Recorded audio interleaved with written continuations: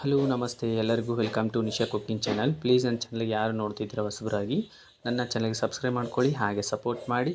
ನನ್ನ ಚಾನಲಲ್ಲಿ ಒಳ್ಳೆ ರೆಸಿಪಿ, ಈಜಿ ರೆಸಿಪಿ ಬರ್ತವೆ, ದಯವಿಟ್ಟು ಎಲ್ಲರೂ ನೋಡಿ ಸಪೋರ್ಟ್ ಮಾಡಿ. ಹಾಗೆ ನೀವು ನಿಮ್ಮ ಮನೇಲಿ ಒಂದ್ಸಲ ಟ್ರೈ ಮಾಡಿ. ಬನ್ನಿ, ಈಗ ಕಡಲೆಪುರಿ ಉಂಡೆ ಮಾಡುವುದು ಅಥವಾ ಮಂಡಾಳ ಉಂಡೆ ಅಂತ ನಮ್ಮ ಉತ್ತರ ಕರ್ನಾಟಕ ಭಾಷೆಯಲ್ಲಿ ನಾವು ಹೇಳ್ತೇವೆ. ಬೇರೆ ಬೇರೆ ಊರಲ್ಲಿ ಬೇರೆ ಬೇರೆ ಹೆಸರು ಕರೆಯುವಂಥ ಫೇಮಸ್ ಆಗಿರೋಕ್ಕಂಥ ಉಂಡೆ ಇದು. ನೋಡಿ, ಒಂದು ಓಪನ್ ಮಾಡಿ ತೋರಿಸ್ತೀನಿ ನಿಮಗೆ ಉಂಡೆ ಎಷ್ಟು ಸಖತ್ತಾಗಿದೆ ಅಂತ ನೋಡಿ ಅಲ್ವಾ. ತುಂಬ ಚೆನ್ನಾಗಿದೆ. ನೀವೊಂದ್ಸಲ ಟ್ರೈ ಮಾಡಿ ನಿಮ್ಮ ಮನೆ ಒಳಗಡೆ. ಮಕ್ಕಳಿಗಂತೂ ತುಂಬ ಇಷ್ಟ ಇದು. ಆಮೇಲೆ ಇದು ಹಬ್ಬಕ್ಕೆ, ಉಣಿವಿಗೆ ಎಲ್ಲದಕ್ಕೂ ಯೂಸ್ ಮಾಡೋಂಥ ಹಬ್ಬ ಇದು. ಇದನ್ನು ಹೇಗೆ ಮಾಡೋದಂತ ನಿಮಗೆ ಸಿಂಪಲಾಗಿ ಹೇಳ್ಕೊಡ್ತೀನಿ. 2 ಕಪ್ಪು ಬೆಲ್ಲ ತೊಗೊಂಡಿದ್ದೀನಿ. ಅಳತೆ ಮೇನ್ ಇಂಪಾರ್ಟೆಂಟು.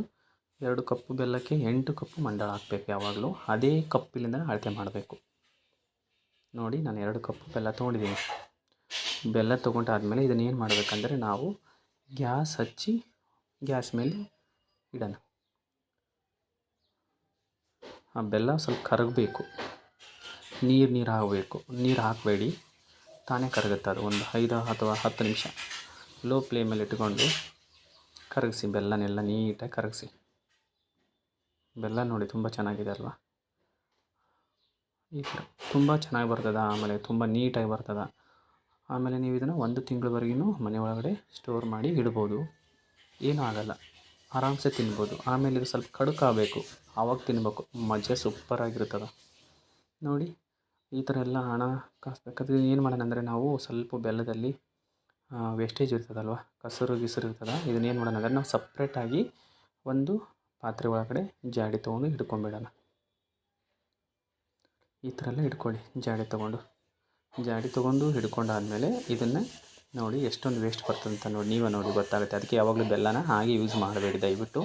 ಯಾವುದೇ ನೀವು ರೆಸಿಪಿ ಮಾಡಬೇಕಾದತ್ನಾಗೆ ದಯವಿಟ್ಟು ಜಾಡಿ ಹಿಡಿದ ಮೇಲೆ ಮತ್ತೆ ಇನ್ನೊಂದು ಪಾತ್ರೆಗೆ ಸೇರ್ ಮಾಡಿ ಆಮೇಲೆ ಮಾಡಿ.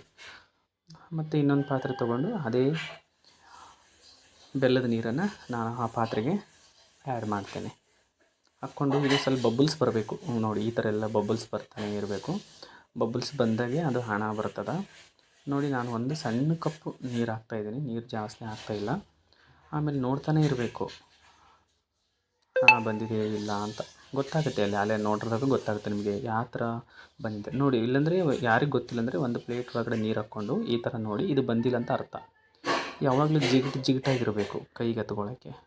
ಇನ್ನು ಸ್ವಲ್ಪ ಹಣ ಬರೋವರೆಗೆ ನಾವು 8 ಕಪ್ಪು ಮಂಡಾಳನ ಇನ್ನೊಂದು ಪಾತ್ರೆ ಒಳಗಡೆ ನೀಟಾಗಿ ಕ್ಲೀನ್ ಮಾಡಿ ಹಾಕ್ಕೊಂಬಿಡೋಣ.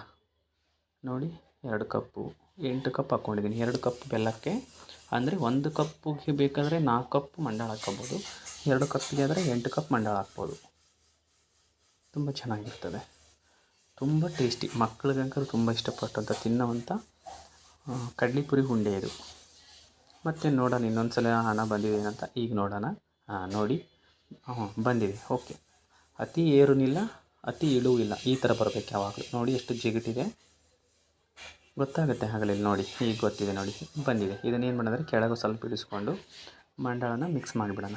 ಸ್ವಲ್ಪ ಹಾಕುತ್ತಾ ರೊಟೇಟ್ ಮಾಡ್ತಾ ಇರಬೇಕು, ಅಂದರೆ ತಿರುಗಿಸ್ತಾ ಇರಬೇಕು ಮಂಡಾಳ. ಆಮೇಲೆ ಇದಕ್ಕೆ 1.5 ಸಣ್ಣ ಕಪ್ಪಿಲೆ ಪುಟಾಣಿ ಇಟ್ಟು ಮಿಕ್ಸ್ ಮಾಡಬೇಕು. 1.5 ಕಪ್ಪು ಪುಟಾಣಿ ಇಟ್ಟು ಮಿಕ್ಸ್ ಮಾಡಿ, ತುಂಬ ಚೆನ್ನಾಗಿ ಬರ್ತದೆ ಆವಾಗ. ಒಳ್ಳೆಯ ರೆಸಿಪಿ ಇದು ನೋಡಿ, ಎಷ್ಟು ನೀಟಾಗಿದೆ ನೋಡಿ. ಈ ಥರ ಎಲ್ಲ ಮಿಕ್ಸ್ ಮಾಡ್ತಾ ಆ ಕಡೆ ಈ ಕಡೆ ಸ್ವಲ್ಪ ಮಂಡಾಳ ಹಾಕುತ್ತಾ ಮಿಕ್ಸ್ ಮಾಡಬೇಕು. ಅದು ಹಣ ಇದೆಯಲ್ವ ಎಲ್ಲದಕ್ಕೂ ಕತ್ಕೋಬೇಕು ನೋಡಿ. ಆಮೇಲೆ ಇನ್ನೊಂದು ಸ್ವಲ್ಪ ಮಂಡಾಳ ಹಾಕ್ಕೊಳ್ಳಿ, ಯಾಕಂದರೆ 8 ಕಪ್ ಮಂಡಾಳ ಆಗಬೇಕಲ್ವಾ. 8 ಕಪ್ ಆದರೆ ಕರೆಕ್ಟ್ ಅಳತೆ ಇರ್ತದೆ. ಇದಕ್ಕೇನು ಮಾಡೋಣ, 1.5 ಕಪ್ ಹಸಿ ಕಡ್ಡಿಟ್ಟು ಹಾಕಿ ನೀಟಾಗಿ ಕಲಿಸಿಬಿಡೋಣ. ಬನ್ನಿ, ಈಗ ನೋಡಿ ಎಷ್ಟು ಸಖತ್ತಾಗಿದೆ ಅಂತ ಉಂಡೆ ಕಟ್ಟೋಣ ಬನ್ನಿ. ವಾವ್, ಸೂಪರ್,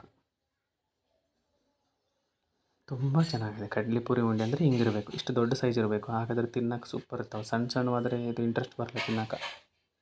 ನೋಡಿ ಎಷ್ಟು ನೀಟ್ ಬಂದಿದೆ ನೋಡಿ ಅಲ್ಲಿ.